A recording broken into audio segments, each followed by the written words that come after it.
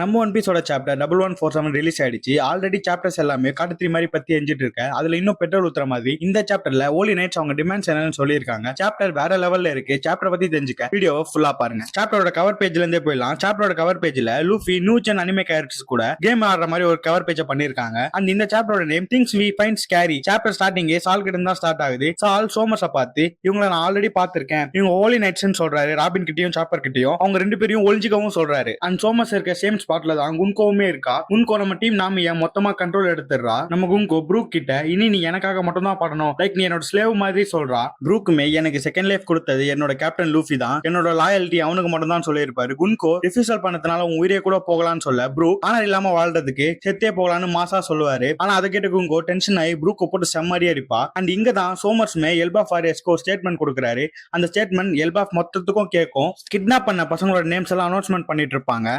அதுல நம்ம கபானோட சன்னுமே இருப்பான். ஏன்னா அவங்களை காப்பாத்த போய் அவனையுமே அவங்க பிடிச்சிருப்பாங்க. சோமஸ் ஸ்டேட்மெண்ட் கொடுத்துட்டு இருக்கும் போதே வாரியஸோட ஷிப்பை ஃபீமேல் ஜெயின்ஸ் மான்ஸ்டர்ஸ் அட்டாக் பண்ற மாதிரி காட்டியிருப்பாங்க.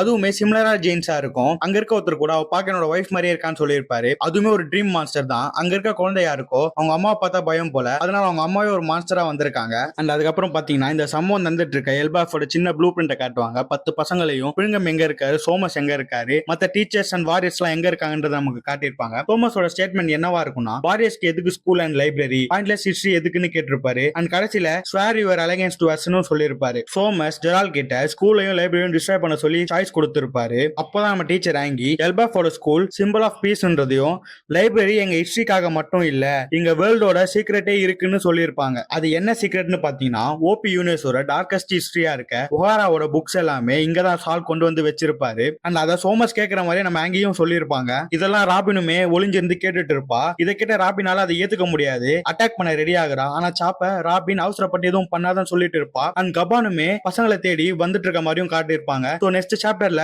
சோமர் சொன்ன மாதிரியே ஒரு இன்ட்ரெஸ்டிங்கான ஃபைட் சீன் இருக்கும்னு நினைக்கிறேன். கோல்ட்ராஜரோட லெஃப்ட் ஹேண்டுக்கும் நம்ம சோமர்ஸ்க்கும் ஒரு செம்ம ஃபைட் சீன் இருக்கும்னு நினைக்கிறேன். நெக்ஸ்ட் வீக் பிரேக்ன்றதுனால நமக்கு என்ன நடக்க போகுதுன்னு தெரியாது. ஆனா நினைச்சு பாருங்க, சோமர்ஸ்க்கும் கபானுக்கும் ஃபைட் சீன் இருந்ததுன்னா அந்த சாப்டர் எவ்வளவு தீயா இருக்க போகுதுன்னு வெயிட் பண்ணி பார்ப்போம். இந்த மாதிரியான இன்ட்ரெஸ்டிங்கான அனிமே நியூஸ் தெரிஞ்சுக்க நம்ம பேஜை சப்ஸ்கிரைப் பண்ணுங்க. நான் உங்களை அடுத்த வீடியோல சந்திக்கிறேன். நான் உங்க சினி சென்பாய்.